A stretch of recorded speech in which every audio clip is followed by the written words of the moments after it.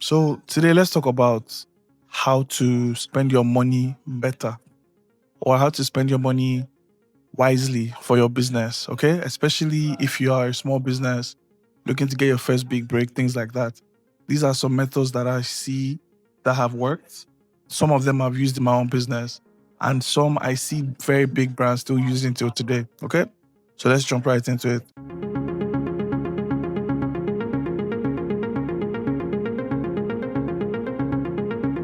So the first one is diamonds in the rough. Now, when it comes to diamonds in the rough, you have you, not you. Let's go about you. You have that one friend that is very good at public speaking, or they are very confident. They carry themselves. They talk in a very concise and clear manner in public, especially. You have that friend that should be a model, or should be an actress, or should be an actor, that sort of thing. Those are examples of diamonds in the rough. Those are people that you can use in your business to model for your business. Those are people that you can use in your business to create content for your business. Those are people you can use in your business to sort of like MC events or things like that, right? Now, these people, because they are diamonds in the rough, and most times you are the one to discover them, you can kind of get a pass on how you pay them. You wouldn't have to pay them the professional rate because they'll be using your platform to learn whether they actually enjoy this thing that you're talking about. So one thing that we used to do back then was, um, God has blessed me. I have a few friends that all my friends are handsome, all my friends are beautiful. Okay, let me not put myself inside trouble. But some of them had potential to model as a full-time career. Some of them had potential to do other things. And as we were all growing, I made sure that each one tried to do something for my business. So they would model, they would do things like that. And I always used to give them something, right? Till today, we have sort of like a gentleman's agreement. Wherever I am, whatever you buy, I pay. That sort of thing, right? So there was that. Obviously they get free products, right? They always get free product, things like that. I say all this to say, like, in your own business, once you identify those diamonds in the rough, so you identify friends or family members that can be content creators, that can model for your business, that can help you host events or be your MC at events, things like that. Once you have those people, and it can be anything on everything, by the way. Once you have those people, use them in your business, right? The second one is become a walking billboard. Today, as a business owner, you need to be outside. You need to be talking about your business. People need to know that this is the business you do. Now, there are certain scenarios or situations where you it's a side hustle, or you're doing it on the low. So you're doing it coded, that sort of thing. Maybe you're the exception here. But if you know that you're building a business to sort of like lift your family from whatever situation they're in, and really make some good money, you need to become, the first evangelist, the biggest salesperson in your business. So everywhere you go, people need to know what you're doing. Very, very easy ways to do this. What are you wearing? Does it lead back to your website? I used to do this thing in the past when I was trying to promote a particular product. The front of the shirt was the logo, the back was a QR code. Once you scan that QR code, you'll get on the landing page that talks about the product, things like that, right? That business wasn't profitable, so I had to kill it. But that's something you can do for your own business. When you go to the gym, when you go and buy petrol, when you go and do all these things, people out of curiosity, people will be like, what's this? Your car, your laptops, your bag, get stickers. Get stickers. Become a legitimate walking billboard for your brand. Okay? Now, once you become the legitimate billboard for your brand, involve your family, involve your friends. Go to their house, leave key holders there, leave little stickers here and there, leave little pamphlets here and there in their house. We say this thing where we call out our friends and our family that, oh, you don't help me promote my business, or you don't even talk about my business. Make that process easy for them. When people go and visit them, let it be a thing of, oh, what's this? Omo, it's my guy that is running it. Omo, it's my brother that is running it. Oh, it's my son's business. Make that conversation easy for them. You get me? Don't again, it's and let me explain. If you go to somebody's house, right? You guys, you have those fridge magnets, all of that. My guy, nothing is stopping you from slapping your logo on one of those generic feed magnets and putting it in all your guys' houses. Put it in their houses. It is those. It's these things are not expensive. They're not expensive. Sorry, excuse me. They're not expensive. It's one of those things where it's money that you spend on lunch to just get these things done. Right? Get me the one you put at the back of your car, the one you put you get t-shirts. Again, see Alex Mosey everywhere he goes to acquisition.com. He literally wears it every single day, and that's somebody that has money. So we now that we're looking for money, we're forming big boy, big girl, when senator. The third one is a bit more complex, but stay with me. In your business, there will come a time when you want to expand. You would expand either to solve problems within the business, or you'd expand because you're either getting bored, or you'd expand because it's time for you to grow. It's just that simple. Now, a very good example of how people expand, especially in Nigeria, is they then start a logistics business. So you would see somebody that is selling, maybe, permit me to use hair. Somebody selling hair, and then after a while, they will start a logistics business. That's what you would notice. Now, the problem with that is you don't have the expertise of running a logistics business. Because you have money, and because you see how much you spend on logistics, you just assume that, oh, I should start a logistics business. That is you expanding vertically. You are expanding on a straight line. So you are going to start in a new industry where you can't leverage any of your existing strengths. But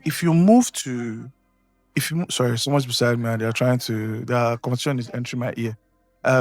Anyways, if you move to, let's say you still using the hair example, from the hair, you then move on to, what's it called now? Start a salon.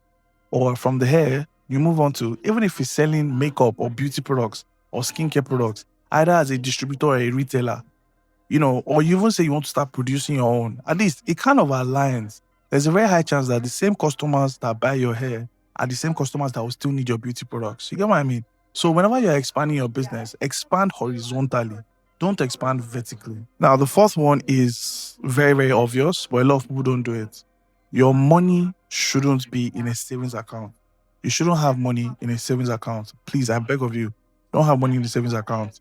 There are platforms like PiggyVest. So MoneyPoint just started this thing where you can also, from your MoneyPoint account, you can lock some of it and save it in your business. So those are little things that you can do.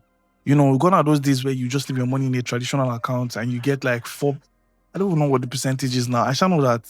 I'm not going to tell you what bank it is, but I shall know that maybe once a month, I just see like maybe 22 kobo or something funny like that. I can't remember the exact amount, but something very weird just enters my account. But I don't use that account. So in your own business, use accounts. And I think I've said this before. No, actually, no. In the MBA program, I tell everybody in the MBA program that they should use 3 types of business bank accounts. 3 types.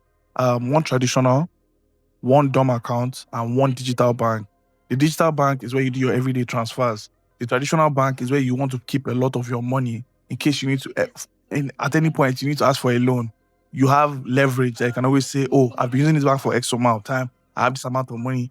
Give me some money. That sort of thing. The new banks, as time goes on, I see you being able to collect loans from them, but it's best to just collect loans from a traditional bank. But I don't advise for you to collect loans. Very few businesses that call themselves small businesses should collect loans. We're a small business.